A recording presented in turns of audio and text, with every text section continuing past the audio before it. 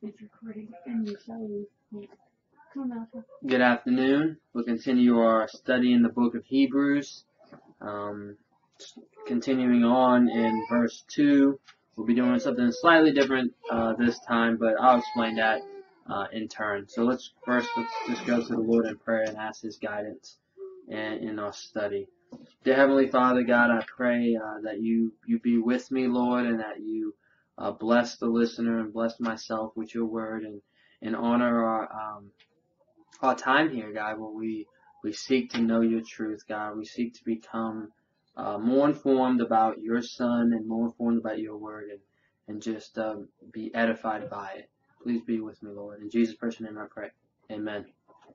So, as last time, we were on that phrase in verse 2 that said, in these last days he has spoken to us in his Son, whom he appointed heir of all things, through whom also he made the world. And we mostly focused on that phrase, heir, and we were really just trying to unpack what it meant to be an heir and its connection with Jesus being the Son. So the connection between the Son and an heir, we were trying to flesh that out, and we were trying to look at the concept of Jesus being the heir of God back in Psalm 2, and just trying to really get into that. We also talked a little bit about how I said that he appointed him heir of all things was probably talking about his human nature, and the next phrase, through whom he also made the world, was talking about the divine Logos, his divine nature.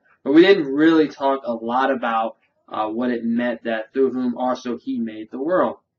It's kind of a troubling phrase. It's a little bit confusing, especially because we know so many other scriptures, John 1:1, Philippians, Colossians, all these other passages, Ephesians chapter 3, all these other passages in the Bible that say that the Son was the one who created the world, that the Son created everything visible and invisible. In John 1, it talks about how the Word, the Logos, is God and that He created everything.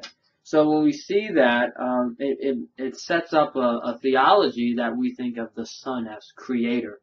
But here it would seem to suggest that the Father is actually the creator and that He simply created the world through Christ.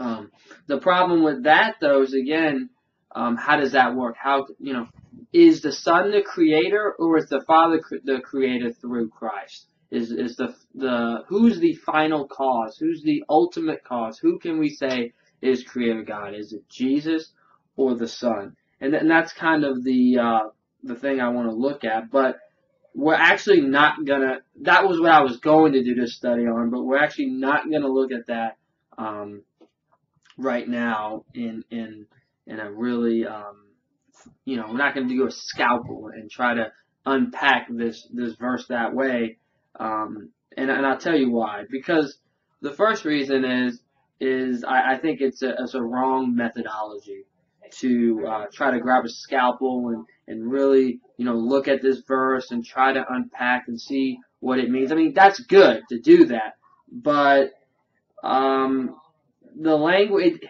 in order to understand what this phrase is saying, we have to move beyond this scripture. We can't just, zoom in tighter and tighter and tighter and tighter. We also don't want to just go run to, John 1:1, Ephesians 3, Colossians 1, Philippians 1, and say, hey, look, you see the Bible clearly teaches that Jesus is the creator. Take all of that doctrine and then bring it back to here and say, well, this is what it must mean based on Philippians, John, Colossians, and Ephesians. We don't want to do that because that's eisegesis. That's what every heretic does when he finds a passage that he disagrees with. He runs to other passages, does proper or maybe improper exegesis of that passage, and then says, aha, I'm going to, take that definition and those understandings and bring it to this text, and we fail the Bible when we do that. We can't do that. That's eisegesis. So that's what I don't want to do, and I don't think it's sufficient, especially in this context, because of the fact that it's a prologue, because of the fact that the author of Hebrews makes these statements. He doesn't expect us to fully understand them and their full significance, and then he's going to go on and explain it. And that's the wonder, that's the beauty. So if we just capture at least what he's saying, then we can, what is he saying? And then we can understand what he meant by what he's saying, the full significance, what the breadth of information that's underneath that text by reading what flows beneath it. So I think that's a better approach. Also, it was really difficult for me because, like last study when we did the heir of all things, right? When you appointed him heir of all things, basically what I did was I went down to verse 5, and it says, "You are my son, today I've begotten you," Psalm 2, verse 7 and 8, and I just brought you there. So basically, I grabbed verse 5, went down to verse 5, and brought it up to, verse 3, and to try to illuminate it. And that was good, and I think that was appropriate, because I think that's the purpose of verse 5, is to illuminate what it means that he appointed him heir of all things. But the difficulty was when I was, because I read these, I've been reading Hebrews 1 every day, listening to the audio about it every day, over and over and over. And I keep finding more stuff. I keep finding that the author of Hebrews wants to tell us more about how he's the heir of all things. He wants to tell us more about through whom he made the world. So I can't just keep, grabbing passages later on in Hebrews and trying to bring it back up. Otherwise, we'd be here forever, and I don't think that's the proper way to do it. I think rather we should keep these verses in the prologue in the beginning as anchors. They're anchors, they're on the ground, and as we read, we keep saying, "Oh, that's what he meant by when he said he was heir of all things." There you go. That's what he meant by when he said whom he created the world. And let the author of Hebrews we keep going back and saying, "Oh, that's what he meant. Oh, that's what he meant," and gaining that way. That way we continue to the text. Something that James White said I think is very helpful here is James White is an apologist, and he debates several people on pretty much everything. And one of the things he noted was that every heretic, what they do is they take obscure text that really don't have anything to do with the subject matter. The context of the text is, let's take for example the famous text where Jesus says to the rich man, "Why do you call me good?" They'll take a text like that really is a discourse between Jesus and a self-righteous man who has no concept of God's righteousness, and that's Jesus illuminating what true righteousness is and his utter failure to be righteous. That's the context of the text. They'll ignore that. They'll just see Jesus say something like, "Why do you call me good?" They'll say, "Look, he's denying the Father, I'm denying his deity," and just jump from that text. And we can't do that. The context of that text dictates the meaning of that text. So we have to. That's the same thing we have to do here. Is see what's the main point of Hebrews 1:1 and 1:2, and follow the flow of the author. Even if we're curious about this or that, we need to let the author of Hebrews take us. And I think that we'll be more than satisfied where he's going, because he's the author of Hebrews in chapter 1 and 2 is going to tell us some amazing things about the Son, Jesus Christ. We're going to see that what he's basically, this is a long discourse. 1 and 2 is an apology. It's a defense of certain doctrines, certain really important doctrines. And it's so wonderful that we have this long discourse here in Hebrews that's going to give us a fuller understanding of these doctrines. And the doctrines that we're going to discover is that it's a long discourse about the inheritance of Christ. What does it mean that Christ is heir of all things? We're going to get tons of Old Testament passages and references to explain what the inheritance of Christ is. We're going to get amazing text that's going to tell us about the deity of Christ. We're going to find out where the Old Testament and how the Old Testament proves that Jesus is the deity of Christ, is God. And the last thing is we're going to see the superiority of Christ over the angels. And what's amazing about that is it's not just his superiority over the angels. It's the superiority of the angels, and by default, his superiority of the law. We're going to see the superiority of the gospel, the message of the Son, versus the law. And that's going to be wonderful. So that's just a kind of an introduction. So what we're going to do is we're going to do basically an outline. I'm going to outline verses 1 through 4, and then I'm going to, because I can't really outline, 5 through the end of the chapter, I'm just going to tell you what that's going to be about. We're going to go into chapter 2 a little bit, say, what's coming up there, and then conclude. So basically we're going to go a bird's eye view to see the context of the argument of Hebrews and where he's going in these first 2 chapters, so that we can define where, this is when he's talking about those 3 subjects that I mentioned, and this is when he starts drifting to the right, let's say, and goes off and talks about another subject. So if we can define the breadth of saying that this is when he stops really focusing on the inheritance of God, or the deity of God, or the law, the superiority of the gospel over the law, then we can say, okay, this is where it's contained, and this is where we're going to get that information, and then we can see the transition. Very, very helpful. So let's go ahead and do that. I'm going to read 1 through 4 again, and then we'll talk about that a little bit. Verse 1. God, after he spoke, I'm reading from the New American Standard Version this time. So God, after he spoke long ago to the fathers and the prophets in many portions and in many ways in these last days, has spoken to us in his Son, whom he appointed heir of all things, through whom also he made the world. He is the radiance of his glory and the exact representation of his nature. And he upholds all things by the word of his power. When he made purification for sins, he sat down at the right hand of the Majesty on high, having become as much better than the angels, as he has inherited a more excellent name than they. So verse 1, the outline, the bird's eye view, is the superiority of the revelation of the Son over Old Testament revelation by the prophets. That he spoke to the fathers, that's the Old Testament saints, by the prophets. In many ways, in many portions, but we have a fuller, greater revelation to us, New Testament saints, by the Son. Superiority of basically the gospel of Jesus over the law. Verse 2, we have this is the part that says, whom he appointed heir of all things, through whom he also made the world. This we see that Jesus Christ, that Son, that gospel of Jesus Christ, Christ is appointed heir of all things, and he is creator of every single thing in all ages. The word used for world there is ages, basically. It's a plural form of the word world. So the King James Version says worlds. The NIV says universe. It's the world. It's everything. It's the ages. Every single thing created. It's the created order, both in the past and the future. It's truly the universe. Everything it was created by Christ.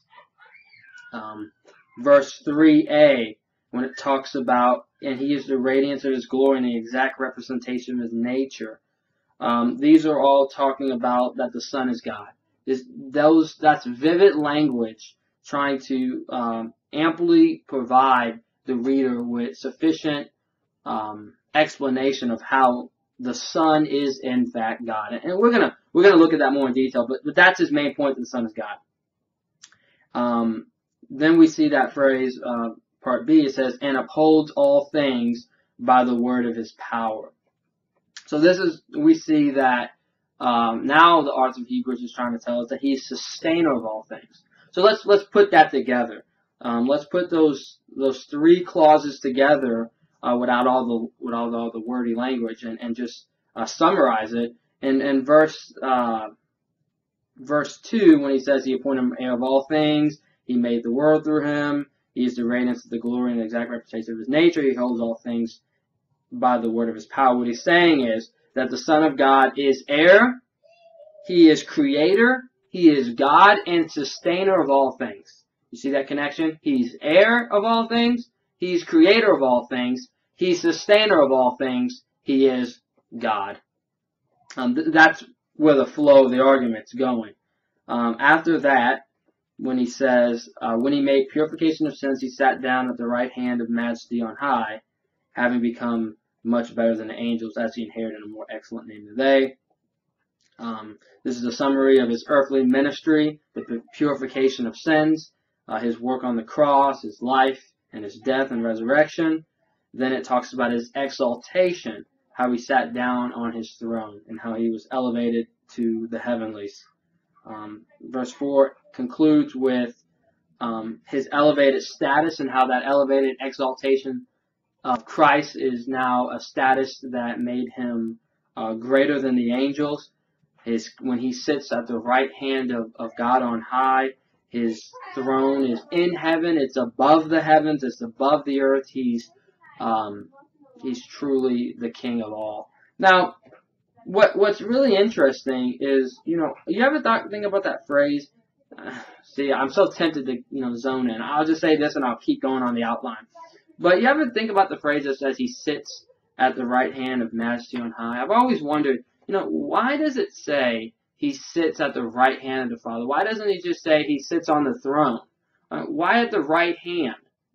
And I think that this is the Bible's way of keeping us from heresy, because if it just said that he sits on the throne in heaven, or God gave him a throne, we might be tempted to think, well, maybe Christ's throne is less than the Father's throne, or maybe Christ's throne is greater than the Father's throne, or something like that. But when we see that he sits at the right hand of God, we see that they are co-reigning, that God's throne and Christ's throne are actually the same throne, that they're united. It's that Trinitarian doctrine again. It really brings us to that Trinitarian thought that God's throne is Christ's throne. And when it says that Christ reigns, he reigns with God as equals. And of course, God could not reign, with someone as an equal unless he was in fact God.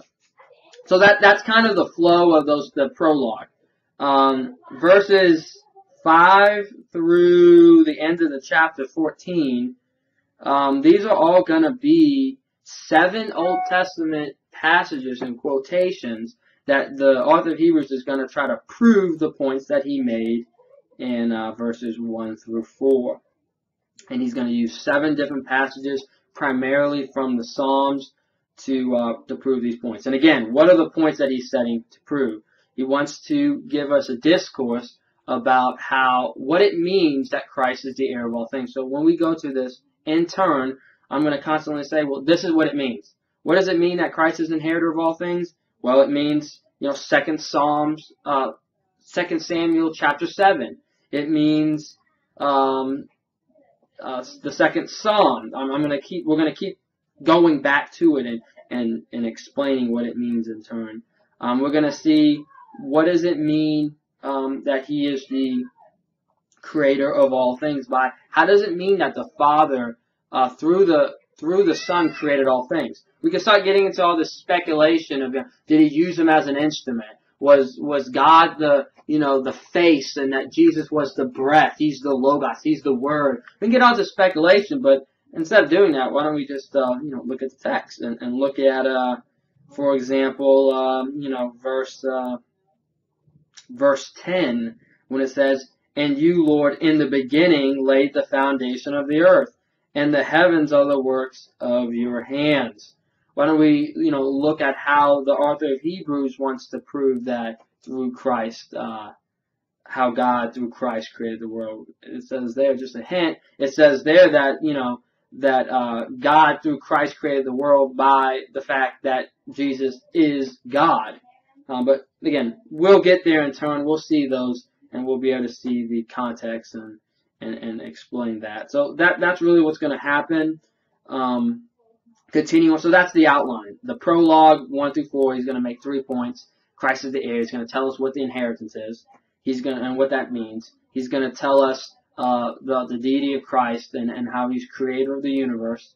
And he's going to tell us about how Christ is superior to the angels, which by if he's superior to the angels, then his word, his message is superior to the angel's message. And that's what chapter 2, verses 1 through 4 are about. Some people call this a parenthetical section, that this is just, actually in NSB they have a heading that says, exhortation to faithfulness. That here's the author of Hebrews making his point. He stops, he applies it to a reader, and he moves on. He just, he applies it to his reader. Says, based on this great high Christology, we should, what it says right here, for how can we escape if we ignore so great a salvation? So based on all the things I say, we can't slip away. We can't ignore such a great salvation. We should maintain steady and steadfast towards it. And of course, that is what he does do that, but he does something even more interesting, and he tells us the significance of what it means. Why did the author of Hebrews belabor over the point that Christ is superior to the angels? Many have speculated, and shown there were early heresies about people worshiping angels and being obsessed with angels, and he wanted to fight. He was doing a polemic and an apology against that, and that probably has some truthfulness. But I think that those in chapter 2 verses 1 through 4, if we just read the text itself, we can see what the point of the author of Hebrews is trying to make when he's trying to say that Christ is superior to the angels. And he says it right here. Therefore we must attend all the more what we've heard, so that we may not be carried away. Now here it is. For if the word announced through the angels proved firm, and every transgression and disobedience received its just recompense, how shall we escape if we ignore so great a salvation? See the point? If the words of the angels were so great, then if their words were so great, then how can we escape the greater word of Christ? And again, we'll get there. I'll try to flesh that out more, but I think his main point is that the gospel is greater and a greater revelation. The word of God, the word of the Son, is a greater word than the words of angel, the law itself. But I know I'm probably just confusing people, so let's move on from there. I think that's what his point's going to be in chapter 2. Going down from there, verses 5 through 8, he's going to do a moreover. He's going to continue his argument, provide just the final blow of how the superiority of Christ is above the angels. He's going to give us more information about the inheritance of Christ and what he's inherited and how he's heir of all things. And finally, he's going to show the superiority of the gospel over the law. If we look at, if we look at verse, verse 9, it says, in subjection to all things, to him he left nothing not subject to him. Yet at present we do not see all things subject to him, but we do see Jesus crowned with glory and honor, because he suffered death, for he who for a little while was made lower than the angels, that by the grace of God might taste death for everyone. At that point, that last part, when he starts talking about that he might taste death for everyone, he starts transitioning to talking about the sufferings of Christ and the Christ man and how that relates to our sufferings on earth. So that's what I was talking about, where he takes that right turn. He's not really going to be talking about those three things: the inheritance, the deity of Christ, and the superiority of the gospel of the law. He's now going to talk about the significance of Christ being a man and how he suffered, and how we fit in to the how we relate to Christ as men, and how he relates to us as a man. So that's when he takes our right turn. Now, what's good about this is that means that all of the doctrine that we're going to need to know about, at least from the Hebrews perspective, about the deity of Christ, the inheritance, and superiority of the angels and the gospel is all going to be kind of contained. It's going to be elsewhere, but his main points are going to be contained right here. So we really only have 1.5 chapters to look at. The bad news is that he quotes, 8 or 9. I don't have the exact here. I know he quotes 7 Old Testament passages in chapter 1. I think maybe just 1, so 8 Old Testament passages in chapter 2 up to verse 8. The bad news is we're going to have to understand the Hebrews argument, we're going to have to go look at 2 Psalms chapter 2. We already did that. But we're going to have to look at 2 Samuel chapter 7. We have to look at all these passages to see, okay, what were their context? What was the significance? Why did the author of Hebrews bring us here? And what was his point? So that's going to be a lot of work. But I hope you guys stay with me, because I think once we dig those old passages up, it'll only illuminate and see how much more he meant. And just to give you an example of this, verse 5, it says, "For which of the angels did he ever say, 'You are my son, today I've begotten you'?" You know, if you just try to take that at face value, you come up with all kinds of weird confusion. Like, well, what do you mean, which of the angels did he call my son? He called all of them my son. That's a title for angels, sons of God. See, we try to take it surfacing like, which of the angels did he call son? Well, he called them all son. No. Which of the angels did he call son, today I've begotten you? That's a quotation in 2 Samuel. Which of the angels did he make him king, and he give him the nations and the ends of the earth as his possession? Well, yeah, that answer is no. 2 Samuel chapter 7. This is the covenant of David. Which of the angels did he ever give the throne of David to? That answer is no. So that's what I mean by we have to go deeper and have to go and know what these passages are referring to understand what the author of Hebrews' main point. So I hope that helps. That was just an outline. That's kind of just a methodology. That's where we're going. That's the style we're going to go at. To give a quick synopsis of what I think, through whom he made the world. I think that what that's saying is that the Father, through the Son, created everything. And I think he's going to give us more detail of what that looked like, and particularly in verse 10, but elsewhere.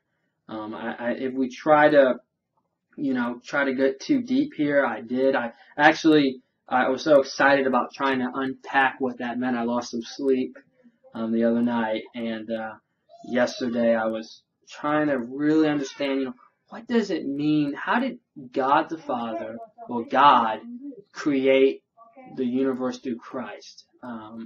Really trying to, take this to its highest level of my thoughts, and all I found out was my finite limitation, that no picture is adequate. If we think of the Father as, the mouthpiece, and that the Father is God, and he said, Genesis 1:1, "Let there be light," and we think of the words as God, it's just inadequate. That's not what happened. Because what we realized is that, the word, "Let there be light," was the power of Christ, but we also know that God didn't have a face. He's a spirit. I mean, we get into our finite limitations when we try to go too far and try to understand, the exact role of the Father in creation, the exact role of the Son in creation. We just have to take the text as it is, and understand that the Son created the world, and the Son is you ever think about this too? I was trying to, trying to think about that, the Logos, and that Jesus is the Word, and it's really strange because Jesus is the Word. He's the expression of God. That's what words are. They express. They communicate. He's the communication. He's the expression of God. But what does that expression express? It expresses himself. That the Word of God expresses the Son. So it's kind of the expression expresses itself, and you get into all kinds of, you just don't get anywhere when you try to get too far into the secret counsel of God, our finite limitations, any of God's characteristics, when we try to understand them beyond surface level, we get into confusion. How can God be infinite? What does that even mean in a real deep philosophical level? It's beyond us. So, in conclusion, these first 4 verses are introducing the doctrines that he's going to be teaching us from chapter 1 through really the end of the book, but more particularly through 2 verse 8. We're going to look at them in turn. We're going to be constantly going back to these first 4 verses and saying, well, aha, this is what he meant.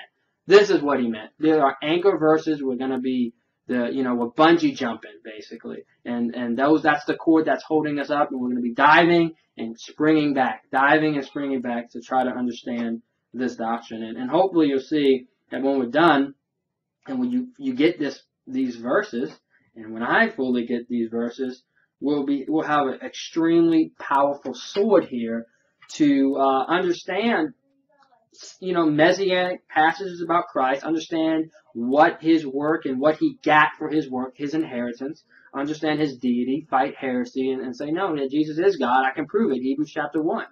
And understand the most, I'm not going to say the most important, but a very interesting subject for me is how the law relates to the gospel, and how I can interpret the law, how I can interpret the Old Testament and relate to it. So once we're done, we'll have some mighty theological weapons, some knowledge onto salvation here. I'm going to finish with a James White quote. I kind of referenced it before.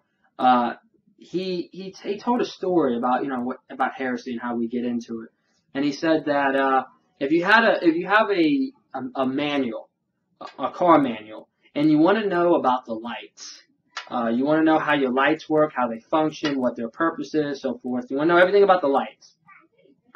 Anyone with a brain would, look at the table of contents, see that there's a section in the book that says lights. They'd flip to the light section, read the light section, and then figure out what the lights do. Then as they read through the rest of the manual, then they see a reference to a light or something, and they put, they use that little tiny reference and understand it from the section that talked about the lights. And that's how they would interpret the rest of the section. And that's good. That's what we do. What heretics do is they ignore the section on the light, the one that's so clear that explains that this is the section on the lights and this is all about the light. They ignore that. They go into their little concordance and they control F light. They find all the references about light everywhere outside of that section, string them together, come up with a faulty interpretation of what the car's lights do, then read that faulty interpretation into the light section, and then reinterpret the chapter on the light through all the little obscure references elsewhere. And it's no wonder they get into all kinds of ridiculous fallacies by doing that. And so what does that mean? What do I mean? What's the point of that story? The point of that story is there are certain points of the Bible that say this is a main. I'm going to talk about the deity of Christ. Listen up. I'm not going to make a passing reference to it. No, I'm talking about the deity of Christ. This is my section. That section about light, the section about deity. This is going to be a section where I say I'm going to talk about how the law relates to Christ. I'm going to talk about the inheritance of Christ. And this is that section. And so we should be getting a lot of our theology from this section on that subject. And then we can bookmark that as, this is the deity of Christ section. This is the whole, this is a whole 4 or 5 paragraphs about the deity of Christ, about the inheritance. And so that should give us assurance that we're doing the right thing, and we'll be able to understand this section a lot more. So I hope that helps. Hope I didn't confuse anyone. So if anyone has any questions or comments, just let me know. God bless you all.